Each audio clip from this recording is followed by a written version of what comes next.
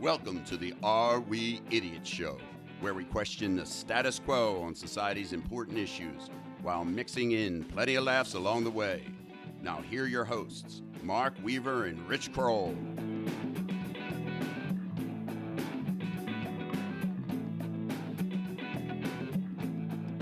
Hello again, everyone, and welcome to another edition of the Are We Idiots Show. We are your hosts, as always, Mark R. Weaver, Richard B. Kroll in the house, or actually on Skype.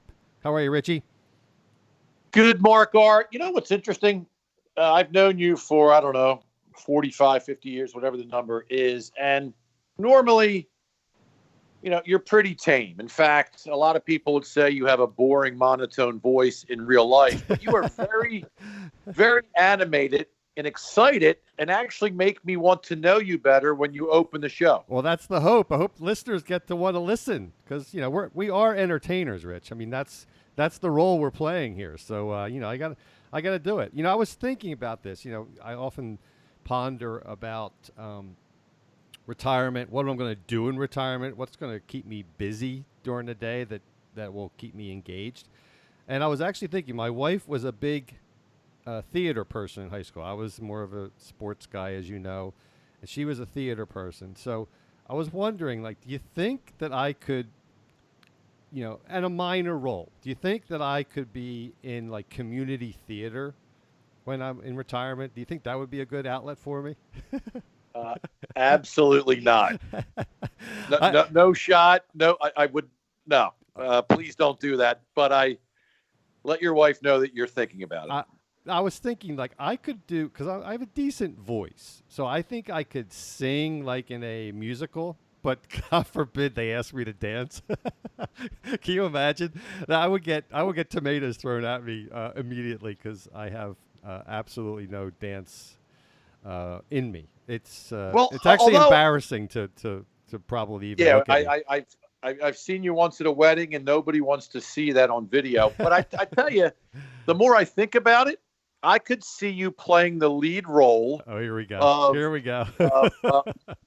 Mr. Rogers or Orville Redenbacher. I was hoping you weren't going to say Ted Bundy or something. No, you're not a serial murderer, but maybe even Colonel Sanders. I could see you.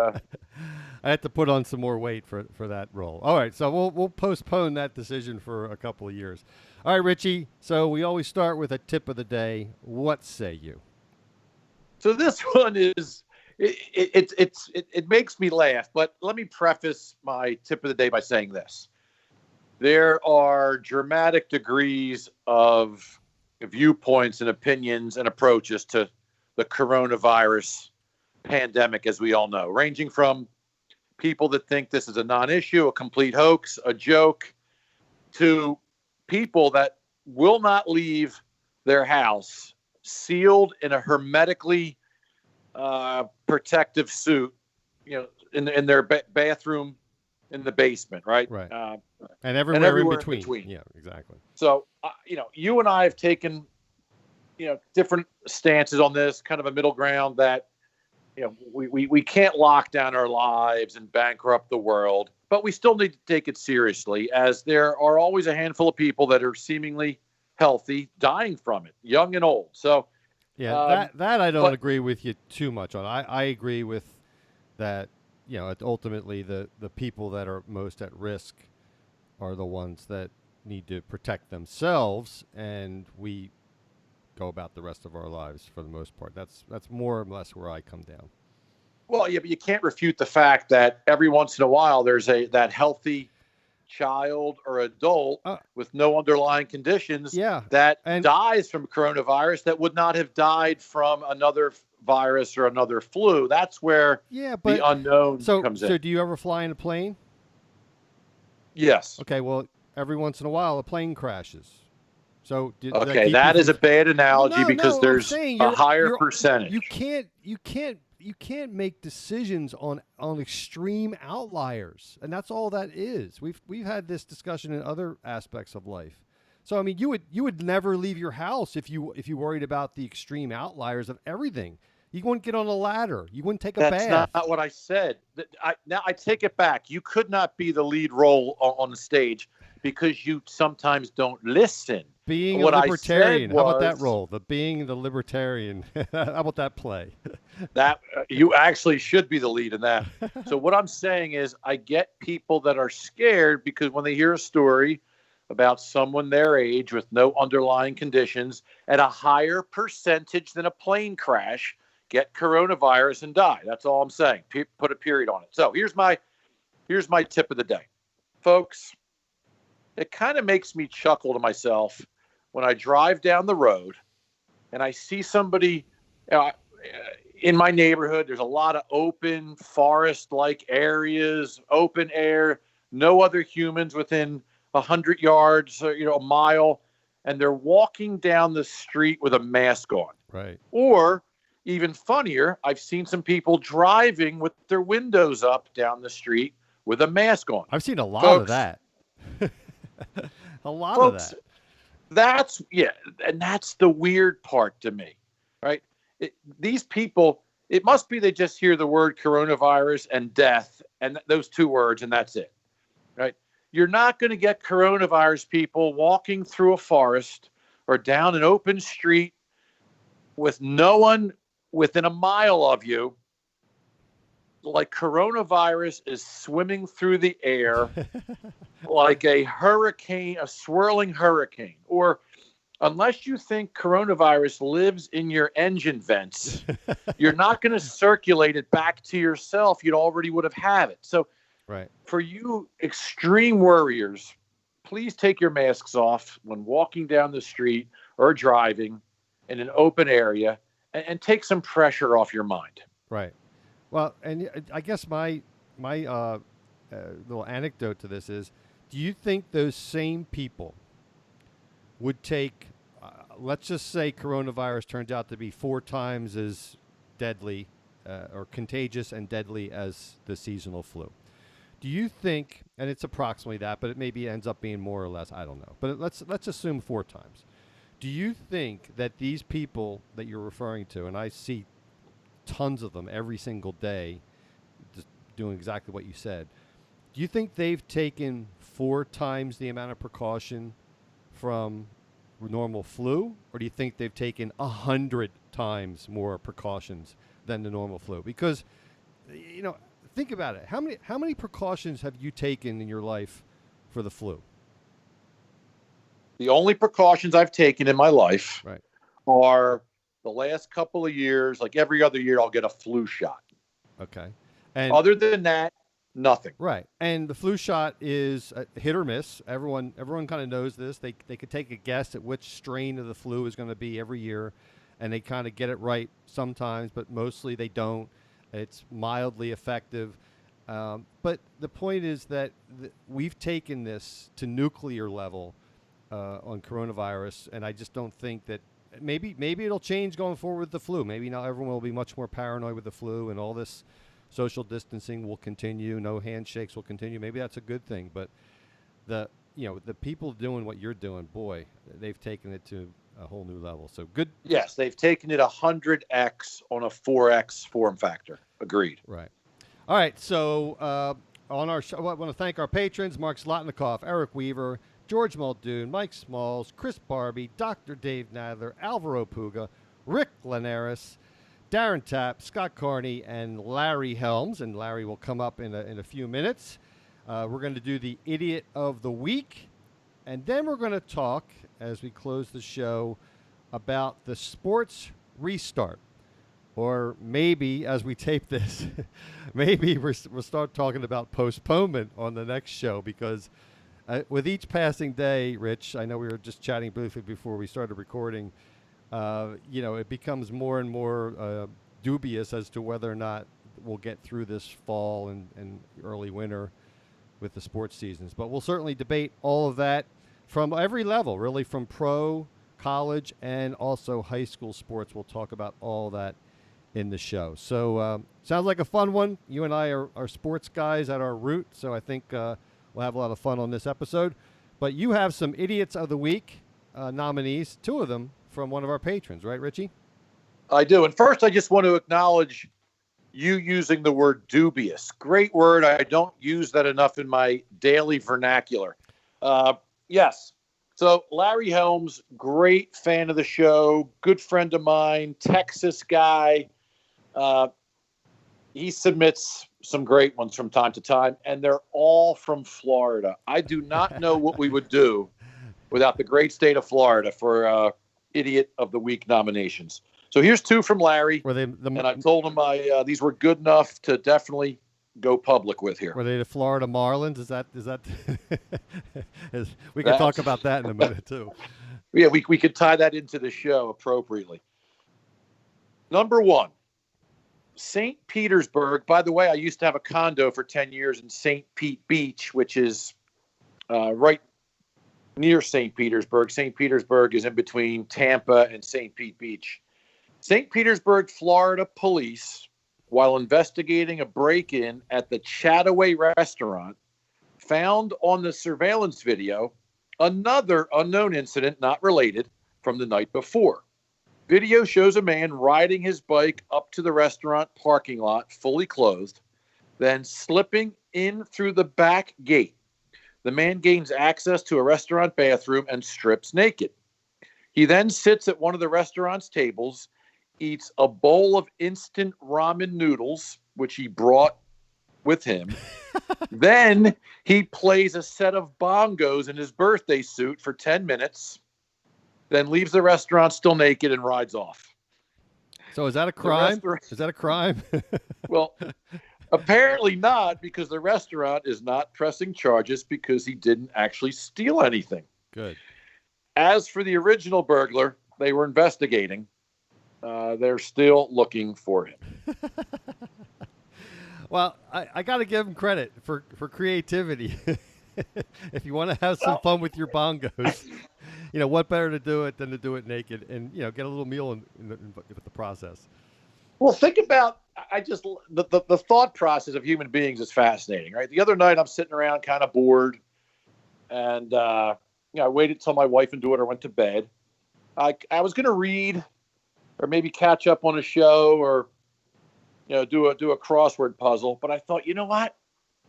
I have a hankering for some noodles and playing the bongos naked. And I came downstairs and what a coincidence. It is very, very satisfying and relaxing. What type of ramen? Beef or chicken? Chicken. We only keep non-red meat items in the house. Good first nominee from Larry. What's the second one? David T. Hines of Miami was charged with 3 counts of fraud after receiving $3.9 million in loans from the Paycheck Protection Program of the infamous CARES Act. Yeah, I saw this. He used the loan money to buy himself, among other things, a Lamborghini. Hines, 29, applied on behalf of a few companies for $13.5 million in loans, which was designed to keep small businesses afloat amid the coronavirus pandemic. So the Fed in their brilliance, looked at this and said, okay, you applied for $13.5, we're going to give you $4 million. Hines also used the funds to shop at luxurious stores and resorts in Miami Beach. Fed prosecutors said that within days of receiving the PPP funds, Hines purchased a 2020 Lamborghini sports car for $318,000, which he registered jointly in his name and the name of one of his companies. In the days and weeks following the disbursement of the funds, Hines did not make any payroll payments that he claimed on his loan applications. Right. So how many billions of dollars have been and will be permanently lost and slipped through the cracks in the chaos of this CARES Act? It's insane. It's this he will win because this infuriates me, of course. And the other guy with the bongos, I kind of have empathy for him because he's probably either on drugs or mentally ill to do that, to go to that extent to play the bongos and have some ramen. So he can't win. But this guy, this Hurricane, the Lamborghini Huracan, which is a really nice car, by the way, he's going to win. But, Rich, there's going to be thousands and thousands of these stories. I mean, The irony is the PPP is not the most egregious thing. The most egregious thing, to my belief of the whole CARES Act, is the major corporations that got bailed out and got basically a crutch thrown at them. Taxpayer, we talk about socialism. I mean, there's no greater socialism than what happened in the CARES Act and what the Fed has been doing, buying bonds, junk bonds, since then. So, yeah, for sure, this guy's the idiot of the week. I'm not going to even send him the dollar on principle because we've already sent him enough of our own money, because that's what it is. Tax money is all our money, not the government's. So basically, our friends in Florida are paying for this guy's Lamborghini. We all are. I would ask this then. Should we not elevate the idiot of the week to the federal government? Because we could do that every episode and have 400 examples every week. So you know me, Rich. You're lighting my libertarian fuse here, because as I've said on we have 87 episodes, on probably 30 of them I've said that our major problems in society are caused by government getting involved with free markets. So we won't go down that road. But yeah, idiot of the week for sure. All right, Richie. So let's shift gears. And as I said earlier, we are both sporty guys, or at least we used to be. We like sports. I think you, at this stage of life, probably watch more sports and read about more sports than I do, because I'm enthralled with the economics and the politics as much as sports, but still love sports. And we're going to talk about a lot of them restarting here. Actually, the NBA starts tonight. Major League Baseball started last weekend. We'll talk about that in a second. But if you want to go back to some of the more popular worldwide, the Premier League started several weeks ago. Premier League is probably the most elite league for the most popular sport in the world, if you're talking about worldwide audience. And they've been doing it without fans and lots of protocols. I think they can only have 300 people in the stadium total. There's some other protocols. They can't fraternize and with the players. They can't high five and all that kind of stuff. And the NBA has some of those rules. Golf. Another pro sport has been going, I think, around 5 weeks now on their restart. And they've already announced that there's no fans for the rest of the year for all of the golf tournaments. I think, and most people would understand that golf, there's a degree of separation. So it's probably a very low-risk restart, and they don't have some of the challenges that the other sports do. But we'll go through the major U.S. sports, MLB, NBA, NFL, and NHL. We'll talk about some of the special rules, and then we'll move to college and high school before we adjourn. So let's start with MLB, Richie, since that's probably been in the news the most, and they were the ones that, of the major sports, have already started. And, of course, literally in our hometown, Philadelphia, the Miami Marlins were in versus the Phillies, and 15 players and 2 staff have tested positive for COVID. They think they've traced it back to a nightclub in Atlanta that one of the guys went out and brought it back to the team. That's kind of not verified, but that's what is being reported. So I know you've said on some text strings, like, it's impossible to keep these prima donna athletes under wraps. So what do you think about MLB? There's a 60-game schedule in these regional tournaments, I guess you would call them. Does it have any chance of surviving this? Well, if we're using a small sample size data to make a prediction, I'd say I don't see how they're going to complete the season, because this outbreak happened on the very first weekend of reopening MLB. All right, so on the very first weekend, some nitwit, brought the coronavirus back to the team, and they had to cancel the next week of games. Right. That's within 3 days, one team, and then that forced anybody coming into Philly. The Yankees, Phillies games were canceled. That also led to, I think, the Orioles playing the Marlins being canceled. Right. So the trickle-down effect, now they're rejiggering the whole schedule. And I believe there were only 6 off days in between the 60-game schedule that can be used, but it's not always going to work out depending on where the logistics of where the teams are located. There's only so many double headers you can mix in. But I'll tell you, MLB must have known this was coming or was going to happen, because if you think about it, I didn't really think about this one fact until this happened. They almost doubled the roster, right? So one of the they're allowing 60-man roster. Right. That, if you really think 60, that's incredible. That means you're also digging deep into your AAA and AA affiliates to backfill pro baseball with secondary and even lower level players just to get through a season. So they must have seen it coming. Right. And so I don't honestly see, because it's already screwed up. And now they're talking about what are the ramifications if one team or multiple teams play more games than other teams? How do you – Right. And what they're going to do is just go on a percentage. So you could actually benefit or be dramatically hurt by playing less games. So it's already off to a really bad start. Do you think we'll see a triple header? I don't think that's legal. I think in the players union, or I don't think that's even allowed.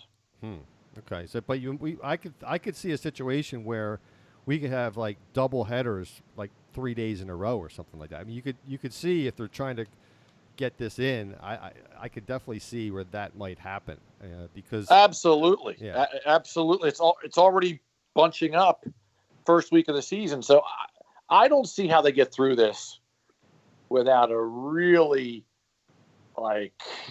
seriously quirky, can't take it seriously season with disparate differences between the teams and the amount of games played and who. What are the Marlins going to do? They're going to field a AA team that's going to count towards their win-loss record, or who gets to play the Marlins? That's unfair. Right. So now you play the AA Marlins. Right. You sweep them, and then the regular starters come back. It's just so convoluted already. Yeah, and this applies basically throughout this whole show. There's going to be an asterisk on if it goes the whole season. There's going to be an asterisk on winning anyhow. So I'm not even so sure that I'd want to win this way because it's going to be tainted throughout history. But so before we move on to the NBA, there's a couple of unique rules that I think are fun to mention for the MLB. So I didn't know this, Rich. They're an extra inning rule that allows clubs to have a runner placed on second base. Did you know that? I did not. There's an inclusion of a 3-batter minimum rule that requires pitchers to face a minimum of 3 batters before being substituted. I don't know. I saw that. I didn't see that anywhere. The ban for spitting includes sunflower seeds, peanut shells, and tobacco, but chewing gum is allowed. Pitchers are allowed to carry the wet rag in their back pockets to be used for moisture instead of licking their fingers. So how do you stop that? Yeah, right? And obviously there's a DH in the National League. It's something that people have been calling for many years to try to improve scoring. I know my brother Eric feels strongly about a DH being in the National League. Reluctantly, I guess he feels that way. But so there's lots of uniqueness to this, in addition to only being 60 games. So any final thoughts on MLB before we move to NBA? Well, I'll just make a general comment. I think with the overall pandemic lockdown and a ton of boredom forced on people, really public cry was to please do whatever you can to bring back sports. And it kind of outweighed all the considerations and of reality of how this would play out. So I'm okay with everybody trying to start it, but this is uncharted water that's never been dealt with before. And it was not clearly thought through. So, and it may just be an impossible situation too. I mean, that's the other reality. Agreed. Yeah. All right. So NBA starts tonight, and they are doing a totally unique solution. They have a bubble set up at the ESPN complex in Orlando. And NBA, by the way, was the first U.S. Pro League to kind of stop back in when Rudy Gobert tested positive back in March. And so essentially they have this bubble that they've created down in Orlando. and there's different tiers of people. That the players and the teams are tier 1, and then the people required for the broadcast and everything is tier 2, and then there's house cleaning staff, there's barbers. I mean, there's basically self-sustained environment there, like a big bubble. And there's some unique things, and obviously this is the NBA is doing a 22-team, 88 total games tournament, and they're rich. Also, they've allowed up to 17 players. So again, same concept as baseball with 60. They're anticipating that several players per team may have to sit out, so they have up to 17 players. And they hope to finish in the next couple months. There are some unique rules here. They have one thing I think is cool. They have a 113-page handbook down to the most nauseating minutia of rules. Some examples of that is table tennis is allowed, but only singles, no doubles. Which, by the way, basketball players, can you imagine having two huge basketball players side by side on the ping pong table? I mean, I don't even know how you would do that. You can go golfing on the resort, but you can't have a caddy. You'll love this one, Rich. They can play cards together, but they must throw the deck of cards away after playing. Oh, who thinks of that? And no sharing of snorkels. If you're snorkeling in the pond or the pool or wherever, you can't share a snorkel, which, by the way, whoever would do that in the first place is crazy. So what do you think, Rich? There's also an anonymous tip line where they can narc on one another for violations. So what do you think about NBA? Oh, I think it's a step closer to being smart, but it's still the insanity of some of the things you just mentioned. The bubble idea is to eliminate travel, right? And you could pick up coronavirus in different airports and planes, and if someone's going to slip out and do something, there's more area for error and mistakes. The way baseball is doing it. So I think this is a better approach, but at the same time, I already heard one of the NBA players snuck out of the bubble. He had an excused absence for something, and then he went to a nightclub or a strip joint or something. And so It's, if you give any of these, not all, there's going to be some guys that are take it very seriously and are worried about their health of themselves and their family. But I think the majority of these guys, if you give them even a sliver to go do something outside the rules, they're going to. So I think it was a step in the right direction to do this pod mentality, but we'll see. And I think you and I would both agree that of all the sports, maybe football is going to be close. We'll talk about that next. But of all the sports, basketball is the most personal, right in your face. You're guarding someone. You're literally an inch away from them. There's lots of chances for spread. Not to mention the fact that Florida is currently in a spreading environment. It's an outbreak, so it's just more chance that if they do go out, they'll get it because there's a lot more in the environment around Florida. So, boy, oh boy, not if they may be doing the right thing to try to limit the chance of it getting in, but if it does get in the bubble, I mean, then it's over because it will spread quickly. So. For sure, that's very, very, very haphazard chance that'll continue. All right. Well, you're right. These players are sweating on each other, bleeding on each other, coughing on each other. It's the nature of basketball. Yeah. Right. You're man to man. You're setting picks. You're shoulder to shoulder. So, it's the highest exposure of all the sports. Which, by the way, they're also prohibited or supposedly prohibited from doing high fives and fist bumps and stuff like that. And we'll see how long that lasts. All right, NFL, and as we know in this country, football is the most popular sport, and the NFL is the most prosperous league, and they have probably the highest. Well, they definitely have the highest TV rights. So they have a lot at stake here. And I think the NFL, you'd probably agree with this, the NFL is probably also the most arrogant league, and certainly the commissioner is right up there. But so the NFL is basically planning a full season, and they have just gotten agreement from the Players Association. And they're the one thing nice is they're not going to have any preseason games, thank the Lord, because they're awful. But essentially, here's the way it's going to work: is once they sign this agreement with the Players Association for a full schedule, the players have 7 days to opt out. Now, several big name players, Dante Hightower, one of the Philadelphia Eagles, several other ones around the league, have already told people that they are opting out. But if you opt out and you have risk factors, you get $350,000 for the year to opt out and sit home. If you opt out without any risk factors, now I didn't get the detail on what constitutes an official risk factor, but you get $150,000. So players are already starting to do this, and not, again, $150,000 sounds great, but compared to multi-millions, it's a significant sacrifice these folks are making. But again, this is a up close and personal sport, and yeah, you may have a face mask there, but I mean, these guys are screaming and yelling and bottom of piles and making contact and grunting. I don't know. Boy, I just don't see. And if they're going to be traveling around like they're planning, I don't see how they can get through a whole season. What are your thoughts?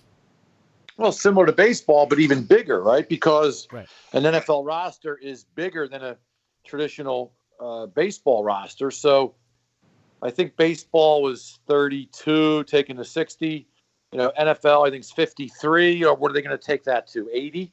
So there's going to be, there's even more players, and football teams have much bigger staffs, coaching, health, conditioning, strength, doctors. So there's a much bigger entourage that travels with football teams. So statistically and mathematically, yeah, it's. And the nature of the game is so much more up close and personal. Baseball it's not golf, but it's pretty spacious. I mean, you're really not that close. Or maybe the guarding the guy on first, that's about as close as you get to someone. The catcher and the batter maybe, but it's not really that up close and personal in baseball.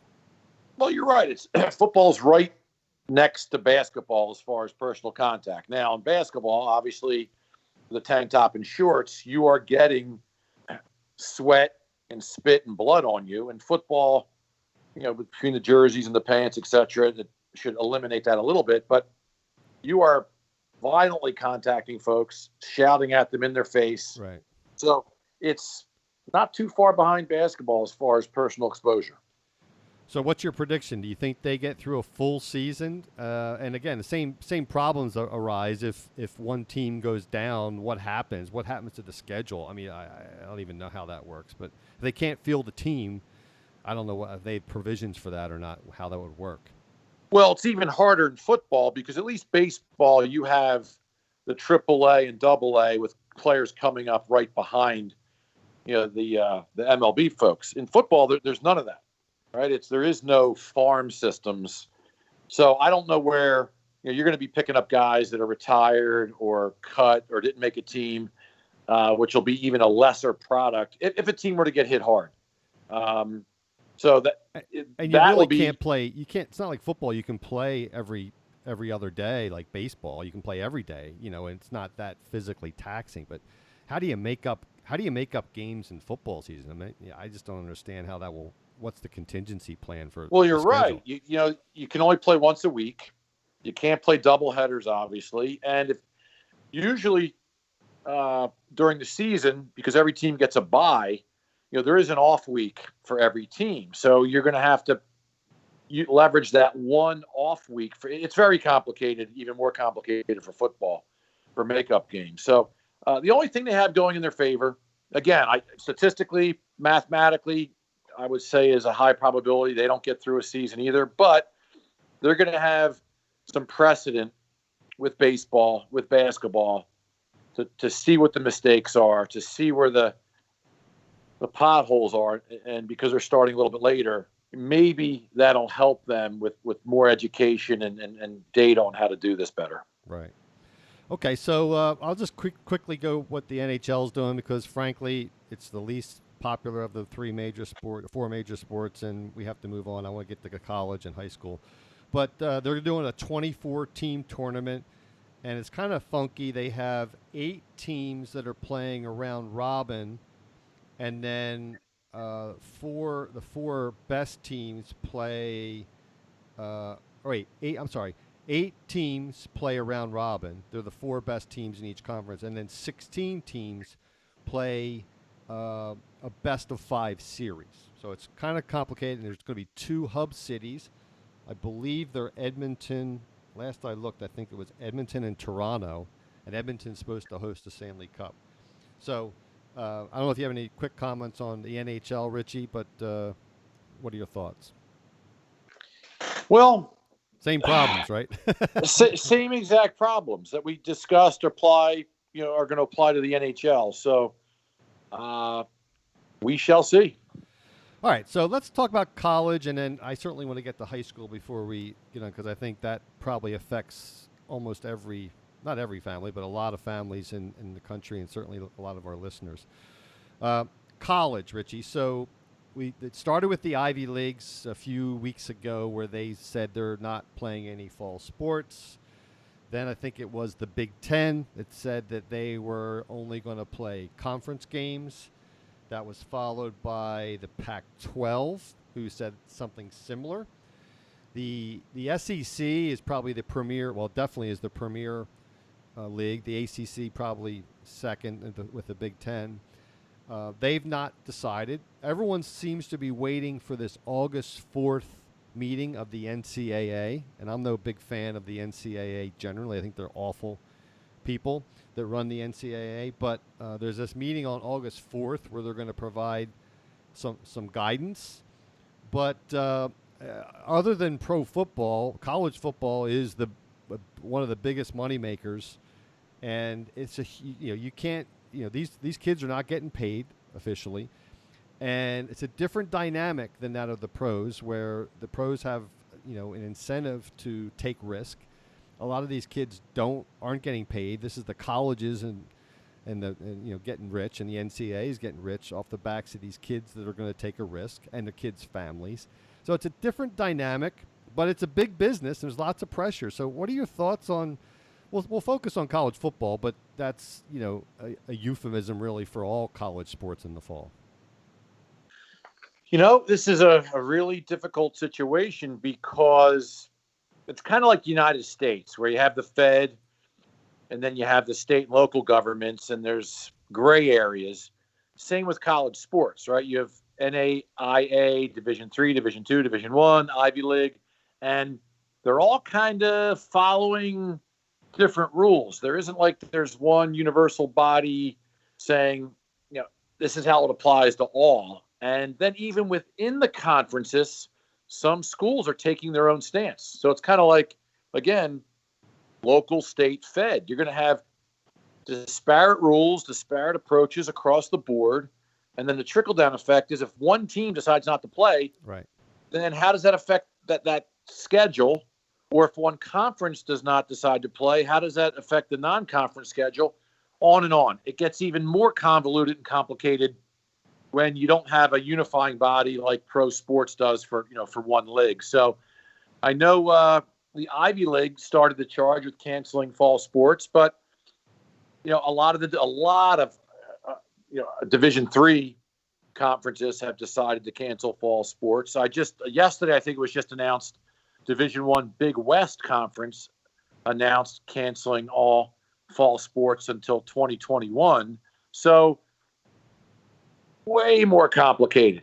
And I think that also then you'll probably make the point. It's going to then, with the 1,000 times more high schools compared to colleges, it's going to get more complicated as you go down the line. Yeah, and we'll talk about this next subject with the high schools. I think it's even more relevant there. But so unlike the pro sports, where the players' unions and the owners and the leagues are becoming to a mutual agreement because there's mutual beneficiality to it, certainly in college and definitely in high school sports, no one's getting paid, so it's really a matter of the risk for something that's non-essential. And then where's the legal protection? So let's assume that the SEC says we're going to play. And there's a big outbreak in the South, obviously, right now. But let's assume the SEC plays, and God forbid a player gets COVID and dies. Can he or she sue?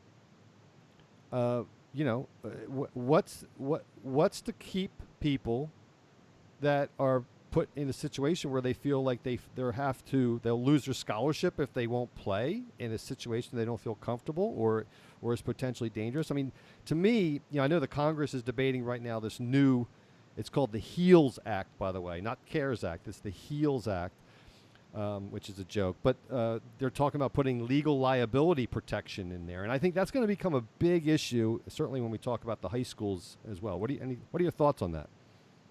Well, you raise great points as far as the liability, and I know the conferences are really feverishly looking at all the ramifications. I think all players, if they choose to play, will be forced to sign a waiver of liability. Of liability. Right. Anybody that doesn't sign it will not be allowed to play. I mean, I can take a quick tangent. Even for my daughter, who's, she's in 6th grade. Her softball season was canceled in the spring. They're restarting the softball in the fall, and we had to sign a waiver that if she gets coronavirus for whatever reason, we will not attempt to trace it back to the league and her participating in so there's going to be a lot of that. Now, with hundreds of thousands of people touching this, a lot's going to slip through the cracks, which, right. So there's so many loopholes with this. So is it fair for the, I'll just use the term employer, but it could be a college or whatever. It's not really an employer, but is it fair for them to put those stipulations on it? I mean, what I don't think so, because, if you look at all the businesses allowing waivers, like the airlines saying, okay, if you cancel a flight during state laws around coronavirus lockdowns, we're not going to penalize you, to rebook, where there was a rebooking fee or fine in the past. So I don't see how you can revoke a kid's scholarship because of this. I think everyone will have, although I don't know, who knows, but I would think everyone's going to have a pass and retain status in any condition while there's state laws around the lockdown. So I hope that kids are protected and not hurt by this, that choose not to play. Yeah. So let's, for sake of time, let's move to high schools, Rich, because as we mentioned, well, I just want to some crazy rules. Well, just one quick thing. So, just two quick points, and I'll focus on Division I because that's what we all are looking forward to. Division I college football. NCAA President Mark Emmert told ESPN that he is very concerned about fall sports beginning on time, and that a delayed start or a shortened schedule could happen. So they're even mentally preparing for this. And he said we could even do the regular season and then not have the championships, or the bowl games. So there's so much unknown. Ohio State, I guess the biggest stadium in the country. And I think of all the sports, the number one fan-filled sports are college football, right? 100,000, 110,000 people going to games, biggest tailgates in the country, biggest enthusiasm. They are looking at only allowing 20% of the overall stadium capacity. How do you pick the 20,000 over the 80,000?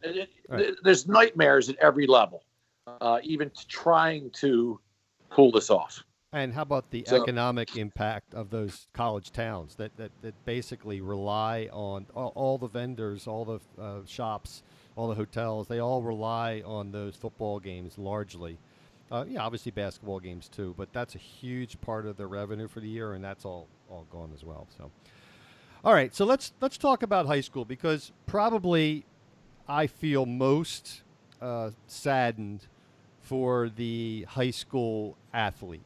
Not relative to the whole COVID situation. People are dying, obviously. But, as far as athletes go, I think that's very hard because you're not mature at 16, 17, 18 years old. You're not mature. You haven't seen the world in all its glory and ugliness yet, and you're kind of naive, and you're kind of self-centered. Let's be honest. When you're a 17-year-old kid, you're probably pretty self-centered, and your whole world in a lot of ways revolves around your sports, and you don't have the perspective on things, and for that to be taken away, and it happened in the spring, obviously, with some spring athletes.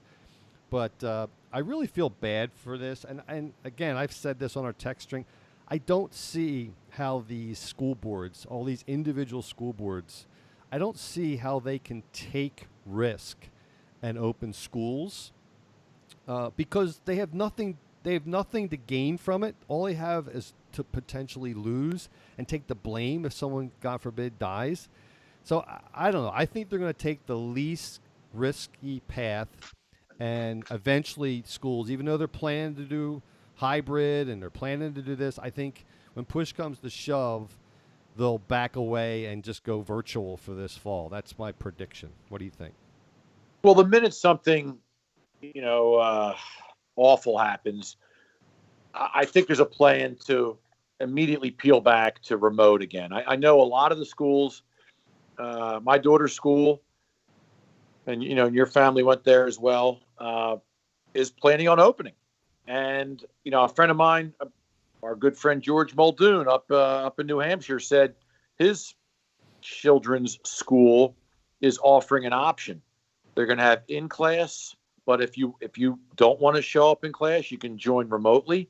Some of the older teachers that have underlying conditions, age related, they're going to hire a student replacement teacher, and they're going to pipe in, virtually. Right. So there's all sorts of, and every school district is going to be different as far as opening on site, only virtual, or a hybrid, like you mentioned.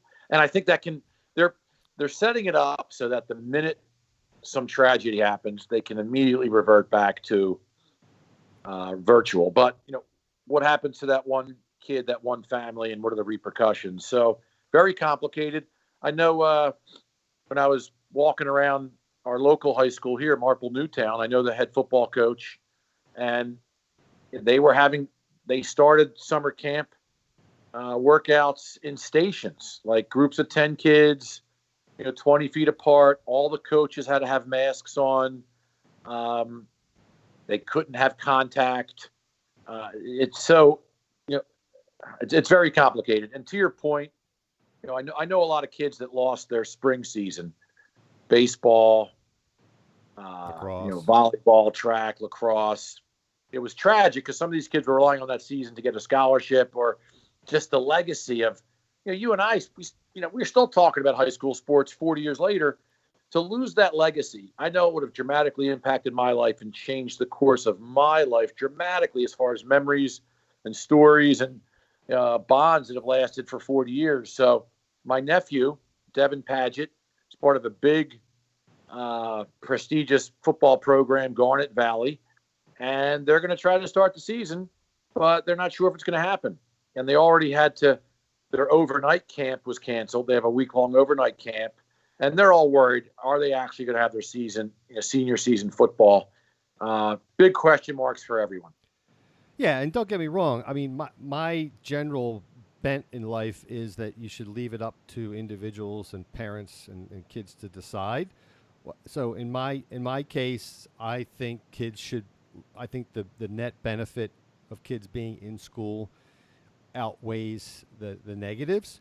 What I'm saying is, if I'm on a school board and knowing the way these school boards work or what have you, and the local politicians, I just don't see them following through with it because it will be difficult. People will get sick, and I just don't see them sticking with it under those circumstances. They have too much to be blamed for, and people will seek to take the least risky path. So one quick question on this before we leave, kind of related to the prior issue. So what do you do if you're a teacher and you have half of your retirement in. Let's say you get full retirement at 35 years of teaching, and you have 18 years in. You've been paying into your retirement, and you have some underlying condition. I'll just pick one: diabetes. What do you do if you're that teacher and the district says, "Yeah, we're going back. You got to come back"? So, I mean, I know what the answer probably is. The answer is they probably don't have a choice, and they have to, because employers set the terms of employment. And if you don't want to do it, you have to quit and get another job. But boy, that would be a tough pill to swallow, especially if you're in a teachers union and you've put in half your career already, and to try to go out and get a new job at 40 because you've been put in a position where you don't have to, you have to take a risk to go to work. I mean, boy, that's a tough pill to swallow. I don't think there's another answer to it, but boy, that's a tough situation. I could see that happening over the next 6 months. It's a very tough situation, and you and I are even more sensitive, as we've had teachers in our own families, our parents, in-laws, etc. And geez, you dedicate your life to educating the youth, which is arguably one of the most important jobs in the world.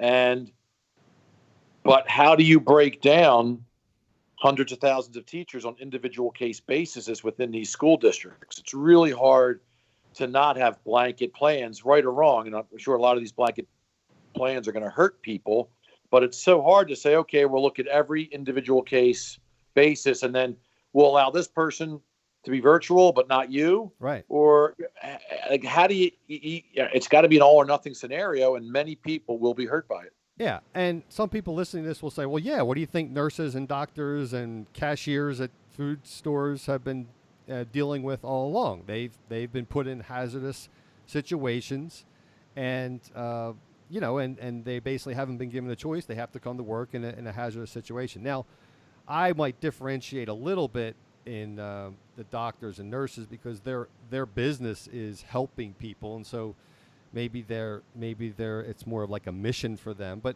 still the same thing. They never signed up to be in hazard, to be in hazard pay. So it's a very difficult situation. I don't know what the answer is. I think ultimately the only answer is that these people may be put in a situation where they may have to find another job. And that's really tough, but I don't know the solution. So final comments, Richie, before we adjourn? I'd be surprised if all the seasons we just described made it through. And I would think the majority don't, especially the pros. And the colleges are more apt to cancel quicker, right? There's a lot more money involved at the pro level. But I'd be pleasantly surprised if somehow these seasons went through to fruition. That would be a good sign for the U.S. general population, that maybe the pandemic is under control or dissipating in its seriousness. So, but I really don't see, especially after the first weekend of Major League Baseball, I don't see how any of this makes it through the rest of 2020. But I'm hoping I'm wrong. I'm hoping it does. Yeah, and I think all of us, I mean, in my particular case, I really would miss football. I mean, pro football especially. I don't care that much about college football, but boy, I would really miss if pro football isn't played. So I would say that in my hoping, I'm hoping pro football makes it because it does improve the quality of my life. The other ones, I guess the NBA would be second, baseball third, and certainly hockey last. But if anything, I think the high school ones are probably the most important, but also the ones that are most prone to be canceled just because of the risk involved, and the school boards are making these decisions. I don't think they're going to do that. So anyhow, good discussion, Richie, and boy, let's hope everything gets better.